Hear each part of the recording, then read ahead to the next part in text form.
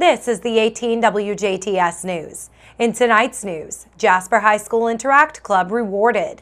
Local Memorial Day services. Police chase in Daviess County leads to arrest. Kurt Guxell will be in with sports, and WJTS Inform continues. All this and more coming up next on 18 WJTS News.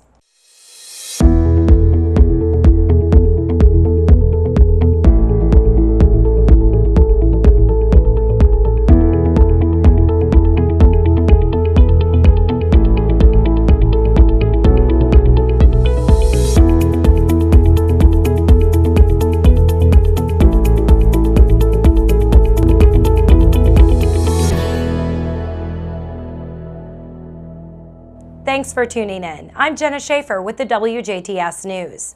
The 2018-2019 school year has been quite rewarding for Jasper High School's Interact members. During the club's inaugural year, members had the opportunity to participate in the following initiatives and activities, to name just a few. They sponsored 5 students to attend Rotary Youth Leadership Camp at Bradford Woods. They hosted and helped organize the annual Rotary Club of Jasper speech contest, hosted 2 lunches with the Rotary Club of Jasper.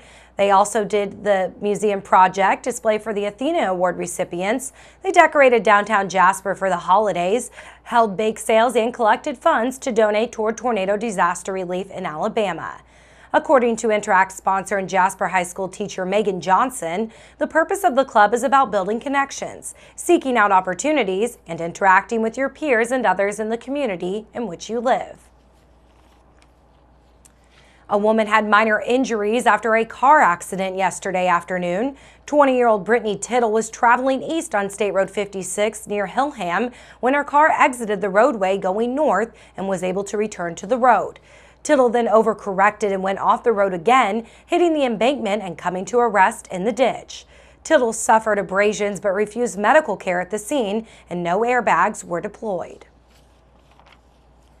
Many local counties are having special Memorial Day services to honor veterans. Here are a few that are taking place in DuBois and Spencer counties. The annual observance of Memorial Day by the DuBois County Veterans Council will be Saturday, May 25th, beginning at 10 a.m. on the west side of the DuBois County Courthouse in Jasper at the Veterans Memorial and Fountain. All veterans organizations of DuBois County will be represented, and all veterans who passed away this past year will be remembered. This year's deceased veteran to be honored is Major General Kenneth Wayne Himsel. Guest speaker for this year's observance will be Steve Chastain of Celestine, Indiana.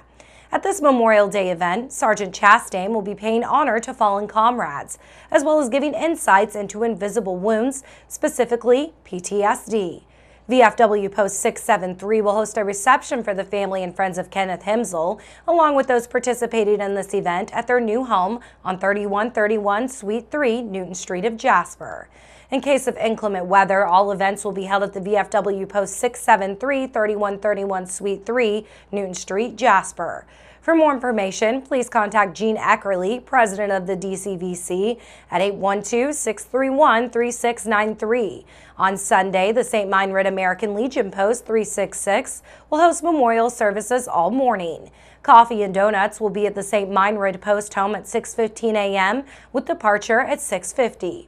From there, Siberia will host their service at 7:10 a.m. Doolittle Mills will host theirs at 7:30 a.m. St. Croix will host theirs at 8 a.m. Fulda will host at 9 a.m. St. John's Lutheran at 9:20 a.m. St. John's Catholic Church at 9:40 a.m. Kratzburg at 10 a.m. and St. Meinrad will host theirs at 10:25 a.m. In Ferdinand, a dedication ceremony for the Ferdinand Veterans Memorial will take place on Memorial Day at 2 p.m. Eastern Time.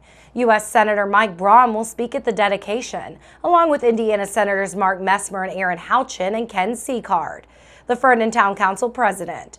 Public parking will be at Ferdinand Community Center, along with a free shuttle transporting guests to the memorial site. Pine Drive and Rose Heights neighborhoods will be closed off due to traffic, with the exception of handicap parking and VIP. The Washington Police Department attempted to conduct a traffic stop Wednesday afternoon.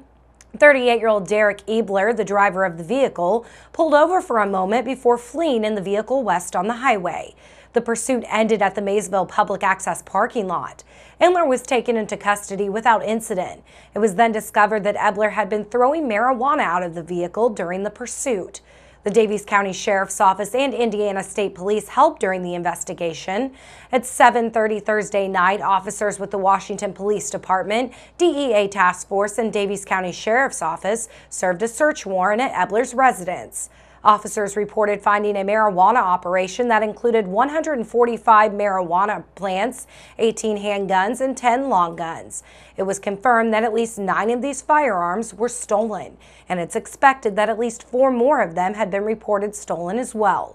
Ebler was arrested for resisting law enforcement, 13 counts of theft of a firearm, dealing marijuana, possession of marijuana, reckless driving, manufacturing hash oil, and maintaining a common nuisance. A Celestine man was involved in a single vehicle accident yesterday morning. 22-year-old Sonny White of Celestine was traveling east on State Road 56, speeding on a wet roadway before he lost control of his vehicle.